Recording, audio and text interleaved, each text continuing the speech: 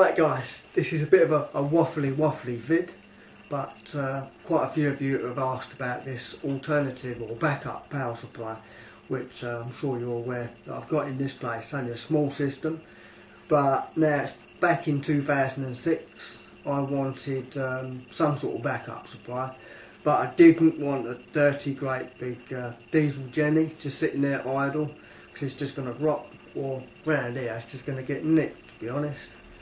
Now I did look at solar panels and wind turbines. Again, not ideal, especially in the UK. Check the weather today. Well, this is typical British weather. No wind and no sun. So my wind turbine ain't going to do nothing, and my solar panels ain't going to be doing a great deal, are they? So there must be another way. See guys, what I realised is, right, when we get a power cut, nowadays it's a disaster. That means I've got no telephones, no hot water, no central heating, no computers, no TV, nothing. Everything in this house relies on a main supply for it to work. Obviously in the old days your telephone, you know, didn't need a main supply because it had a lead attached and it used the line voltage, but these cordless phones need the main supply for the RF transmission, so it's essential that I have a main supply, otherwise I have nothing. So obviously solar panels and wind turbines weren't going to do it, because only here in the UK, I'm not saying anywhere else in the world it might work, but solar panels and turbines in this country, in the UK, doesn't seem viable. Not if I'm going to spend 10 grand on solar panels and all the rest of it. It's not going to happen, is it? Eh? There's just not enough sun for enough days of the year to make it viable. Not when it's £10,000, and obviously you've got to maintain the things. You know, if you get a fine film of dust on solar panels on the roof, 20% power loss straight away. People don't realise that. But I didn't want that noisy generator, so I found an alternative. And it pays for itself within 2 years and gives me a backup supply, which is absolute silent. I'm quite happy with it. I did it back in 2006 as a prototype, and it's still running today.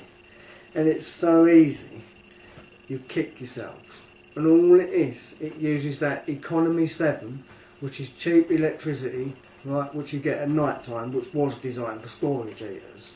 But nobody in their right mind uses storage heaters these days. So when electricity at night is a third of the price, might even be a bit better than that, I charge up a couple of big batteries and then I use it during the daytime when electricity is expensive. So that's how it pays for itself, and of course it's there if we get a power cut.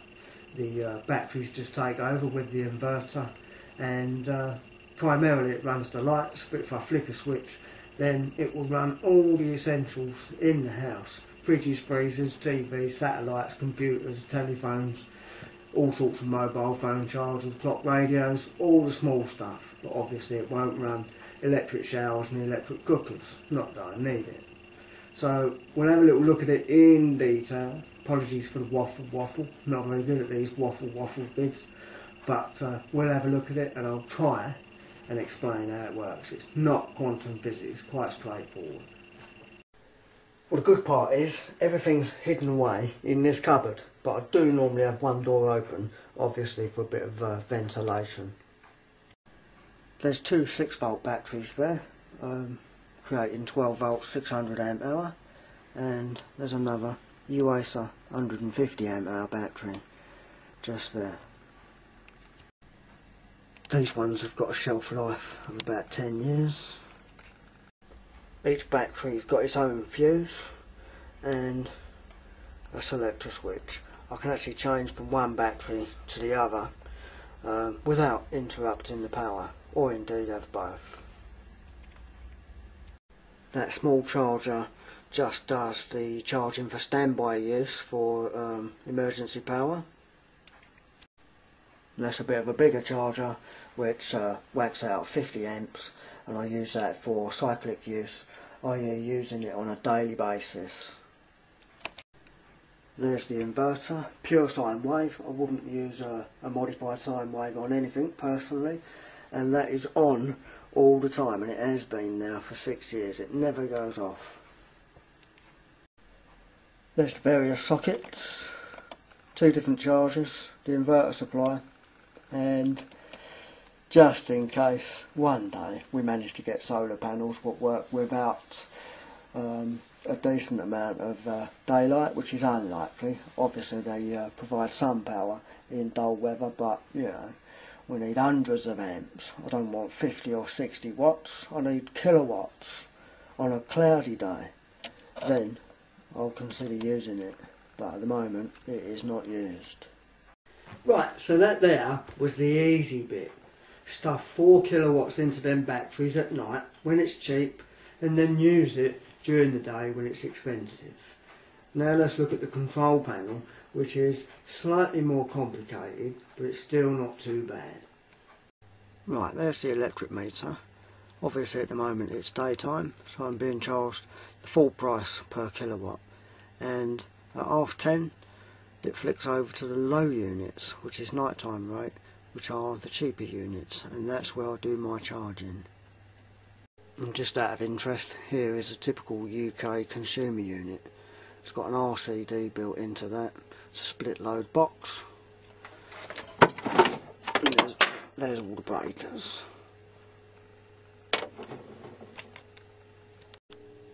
There's the outside of this control panel. I've got the lighting circuit being controlled from the consumer unit. It goes via that panel, and obviously it's got an input and various different outputs. It's all contained in there quite easily. Right, I can hardly move in this basement, but you'll be able to see what's going on a little bit here. There's all the different lights on there, the grid, charging status. This is the interesting button. So if I have it on daily use, it's actually using it now. If I don't have that, it just comes on auto backup. Yeah, so that's a normal backup for mains failure, and that's where I want to use it every day. Let's have a little look inside it, shall we? Right, here we are inside this panel. Everything's got isolators on it and MCBs, and the important bit is down here you cannot have the grid on and the inverter on at the same time. There's a mechanical interlock just here which won't allow you to have both contactors on, and just for a bit of fail safe there is a delay as well. That timer, alright, that monitors when it's cheap time and when it's expensive time. So that is the brains of it all. Simply one timer. And there's 2 charge relays. One pumps the 50 amps into it, rather rapid, and one's the trickle charger, depending whether I have it, as I say, on that daily basis or just for standby backup. What I'm going to do now, I'm going to flick that over and start putting a load on the inverter. It's not, it looks really complicated in there, but it's not really. A lot of these relays are just proving relays, just to check that the status of one contactor is either made or not. Looks messy, doesn't it? But it is a prototype.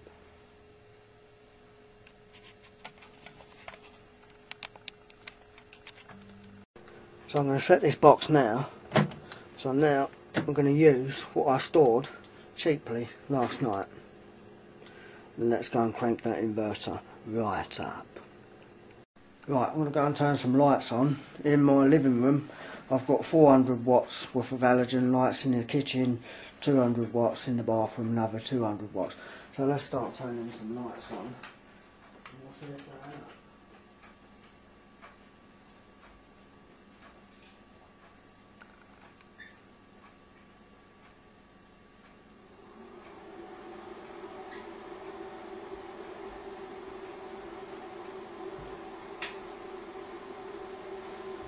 Right, I'm going to turn every light on in the house. Right, now them batteries and that inverter is running every single light on in the house. And I'll give you a quick shot just in case you think I'm bullshitting. Don't do bullshit on this channel, you know that, boys. Yeah, these lights up here, a couple of them they use a load. In the kitchen, just a couple of 100 watts there. Each one of them is 20 watts. And obviously you've got these things up there. 50 watts a pop, aren't they? Yeah, it runs that effortlessly. Right, well this is where it comes into its own. And I'm going to turn the power off. Right. Now that electrometer has stopped. Now, I flip this over.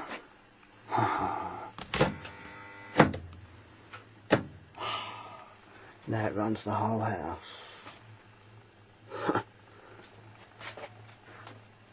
It's even powered up the washing machine there.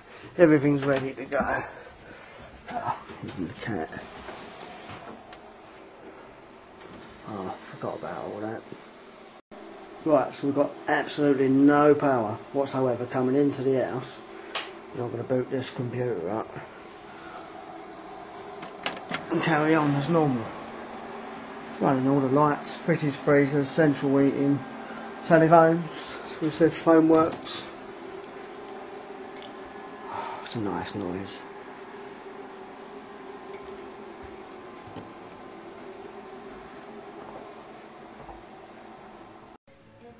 TV, sound system, satellite, fridges, freezers, lights. What more could you want?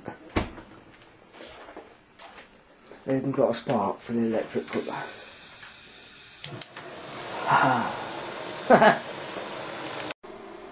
See boys, I can even make a YouTube video and upload it in a power cut. How fucking handy is that? The old inverter's blowing a bit there, isn't it? But we're about 50% capacity. But it's still running. I've got 2 freezers, a couple of fridges, just running the TV, satellite, computers. There's probably a few, well, there's loads of lights on in the house. Quite a bit. And of course central heating system's got a pump in it. So there's enough there to carry on as normal. If I'm sensible, right, I should really turn the TV off if I want to use the computer to save it a bit. And there it is once again, just sitting there in standby mode. See guys, that's far too easy. That panel has got 2 supplies in it, one from the grid and one from the inverter. And the contactor just chucks it there, or it chucks it there. And when you flip that big switch where you want power to all the sockets in the house and every single supply in the house, obviously it does that by chucking it back down the ring circuit. That makes its way back to the distribution board or consumer unit, whichever you're using, and it will feed every single supply on it. It can't go back out in the street because the main isolator's off, therefore it will feed everything in the house. Naturally it's protected by a 6 amp MCB, which is virtually nothing, but as I say, it runs fridges, freezers, central heating systems and the pumps, lights and all the essentials, and it's definitely there if we do get a power cut.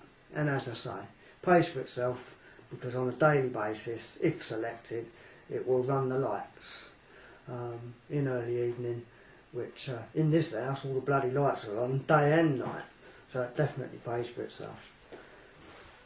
Initial cost probably £600–700, but you know, what's the generator going to cost?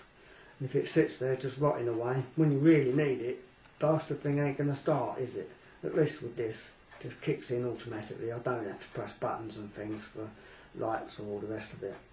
The only button I have to press or a switch is to power up the entire house, and that's why it's got a padlock on that switch, because you don't want to be doing that if you haven't turned the consumer unit off, because it is not synchronised with the grid and probably destroy my inverter if I did that. Naughty. Right guys, I hope this is some sort of an interesting vid. Apologies for the waffle. A few more experiments coming up and a couple of interesting things. I will see you chaps later on.